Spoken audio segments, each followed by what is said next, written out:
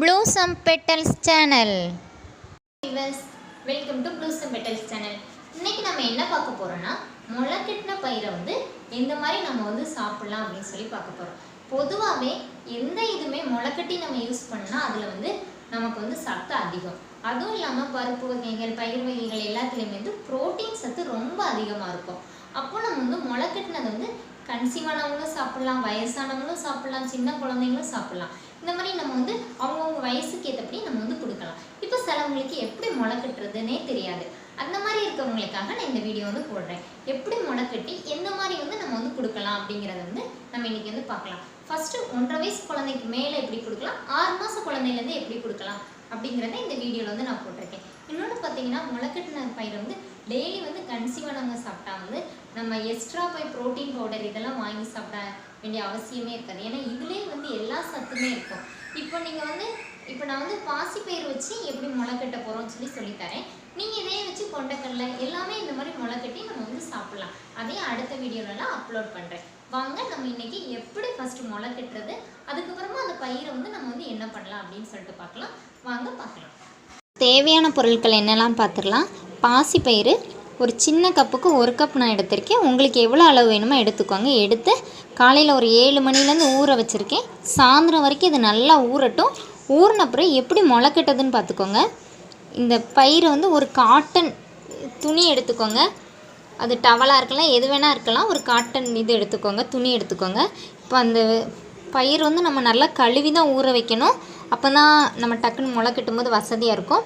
ஒரு 2-3 வாட்டி நல்லா தண்ணியில் கழுவி காலையிலேருந்து ஊற வச்சுருக்கேன். நல்லா ஊறி இருக்குது பாருங்கள். இப்போ என்ன பண்ணலான்னா இதை துணியில் வச்சு முடிச்சு போட்டு அப்படியே வைக்கலாம். பாருங்கள், இப்போ இப்படி வச்சுட்டு நம்ம காலையில் பார்த்தோன்னா முளை வந்திருக்கும். அதை வச்சு குழந்தைங்களுக்கு கஞ்சி மாதிரி நம்ம செஞ்சு கொடுத்தோன்னா ரொம்ப சத்து. அதனால் நம்ம அப்படி செய்யலாம். இருங்க எப்படி முளைக்கட்டணும்னு காட்டுறேன். இப்போ முளை கட்டிட்டு காலையிலே பார்த்திங்கனாலே முளை வந்திருக்கும் நல்லா. இது ஒரு 6 மணி நேரம் 7 மணி நேரம் நல்லா ஊற வைக்கணும். அப்போ தான் முளை கட்டும் போது டக்குன்னு இதாகும்.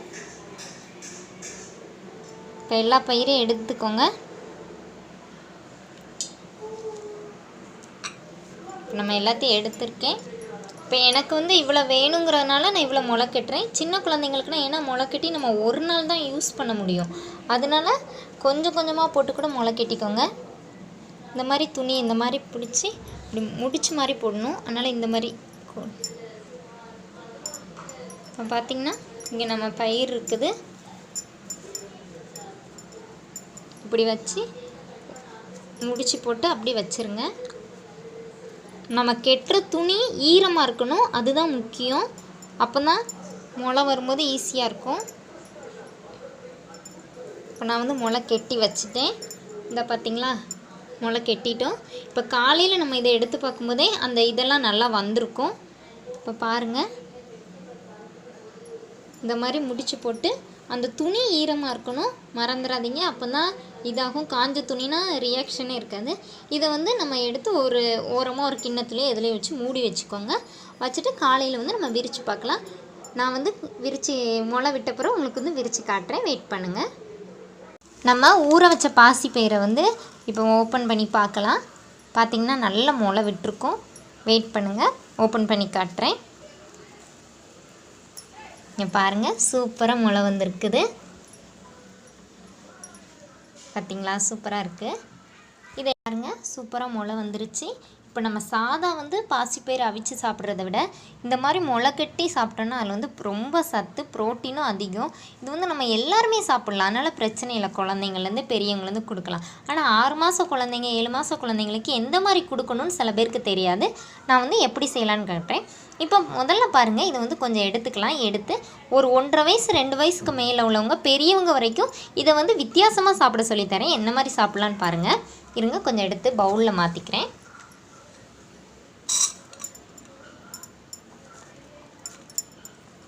இப்போ பாருங்கள், இதை பவுலில் மாற்றிக்கிட்டோம்.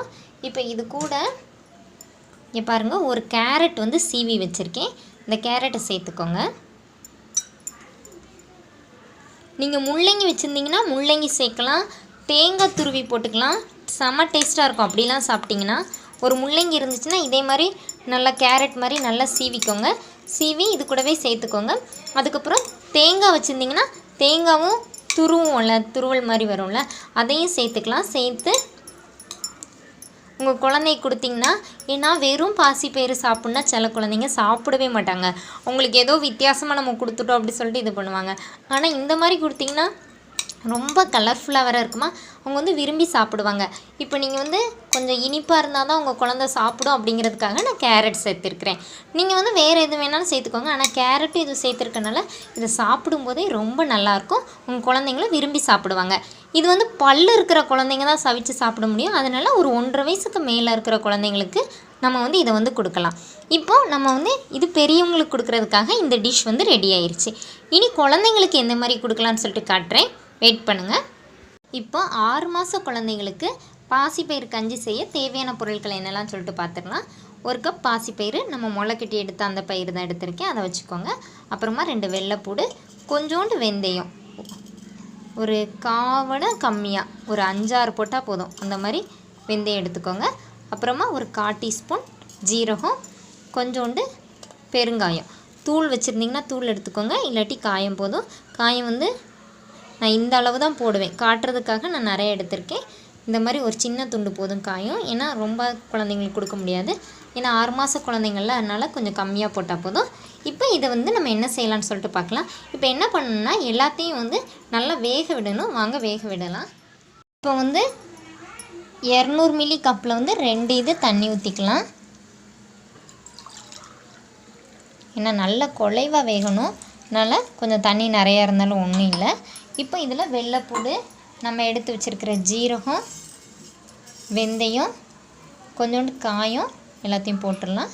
போட்டு ஒரு 20 to 25 மினிட்ஸ் நல்லா வேக விடுங்க. ஏன்னா பயிர் வந்து நல்லா குழைவாக வெந்து வரணும். அப்போ தான் நம்ம மிக்சியில் அடிக்கும் போதும் குழந்தைக்கு சாப்பிட முடியும்.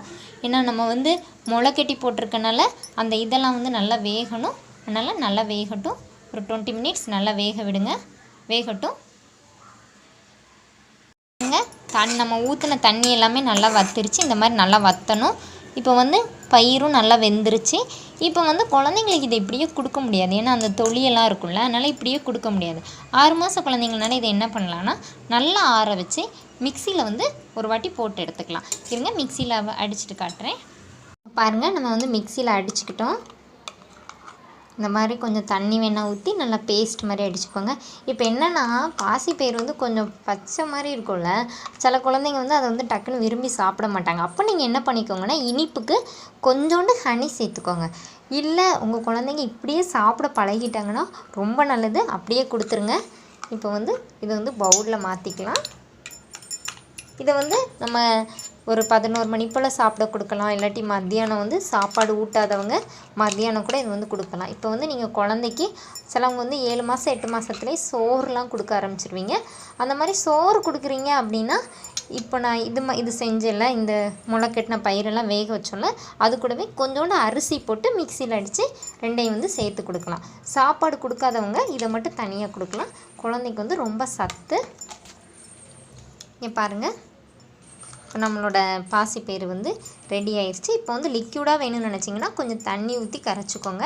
நல்லாயிருக்கும் கொடுக்கறதுக்கு. குழந்தைங்களுக்கு சத்துனால நம்ம வந்து அவங்க விரும்பி சாப்பிட்ற மாதிரி நம்ம வந்து ஊட்டுறது தான் நம்மளோட வேலை. அதனால் அந்த மாதிரி கொடுத்து பழகிக்கோங்க. ஓகே வீவர்ஸ், இன்னொரு அழகான டிஷ்ஷோட உங்களை வந்து இன்னொரு வீடியோவில் வந்து மீட் பண்ணுறேன். Thank you viewers.